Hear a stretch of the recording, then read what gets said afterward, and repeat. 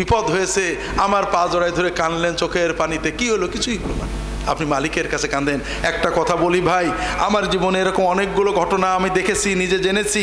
আমার এক ভাই ইসলামিক টিভিতে যখন প্রোগ্রাম করতাম, এক ভাই এসে হাজির, হুজুর বড় বিপদে আছি, ঢাকার বিজয়নগরে বাড়ি, কয়েক কাঠা জমি ছিল, কয়েক কোটি টাকার সম্পত্তি, হাই রাইজ বিল্ডিং করবেন বলে এক ডেভেলপারকে দলিল দিয়েছেন।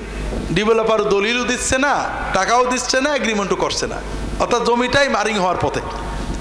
অনেকেই বলছে অমুক পীর সাহেব হুজুরের কাছে যাও, তদবির করে দেবে, জেন দিয়ে আদায় করে দেবে। এখন ইসলামিক টিভি শোনে, আমরা বলি যে এগুলো জায়েজ না, আসছে ছুটে, হুজুর আমি সেরেকি করতে চাই না, কিন্তু খুব বিপদে আছি হুজুর, সুন্নত তরিকায় কি এর কোনো উদ্ধার আছে? আমি বললাম যে ভাই, আসলে এই রকম বিপদে মানুষের জুলুম থেকে বাঁচার জন্য, মানুষের ক্ষতি থেকে বাঁচার জন্য কিছু দোয়া রাসূলুল্লাহ সাল্লাল্লাহু আলাইহি ওয়াসাল্লাম বলেছেন। আমার রাহে বিলাতে আনতে বললাম, কয়েকটা দোয়া, 3টে না 4টে দোয়া দাগ দিয়ে দিলাম। ওই ভাই চলে গেলেন, ওনাকে বলে দিলাম সবসময় দোয়া করবেন, তবে শেষ রাত্রে তাহাজ্জুদের দোয়া আল্লাহ কবুল করে। যদি সম্ভব হয় শেষ রাতে উঠে তাহাজ্জুদের সাজদায় তাহাজ্জুদ পড়ে হাত তুলে 5 ওয়াক্ত নামাজের শেষে সালামের আগে দোয়া মাসুরাই, সালামের পরে আল্লাহর কাছে এই দোয়াগুলো বলে কানবেন, হয়তো বা আল্লাহ ছাড়িয়ে দিতে পারে। মাসখানেক পরে ওই ভাই এসেছেন,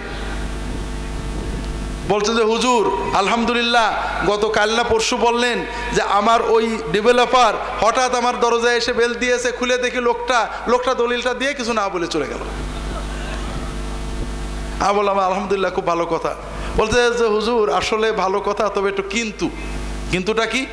হুজুর এই আমার জমির শোকে এই যে মাসখানেক তাহাজ্জুদ পড়লাম, তাহাজ্জুদে আল্লাহর কাছে কাঁদছিলাম, মনটা খুব ভালো লাগছিল। এখন আমার মনে হচ্ছে হুজুর এই দলিলটা যদি এখন না দিয়ে 6 মাস পরে দিত, আমি আরো 6 মাস কাইন্দে কেটে তাহাজ্জুদ পড়তে পারতাম, তাহলে খুব ভালো হতো। কথা বোঝেননি?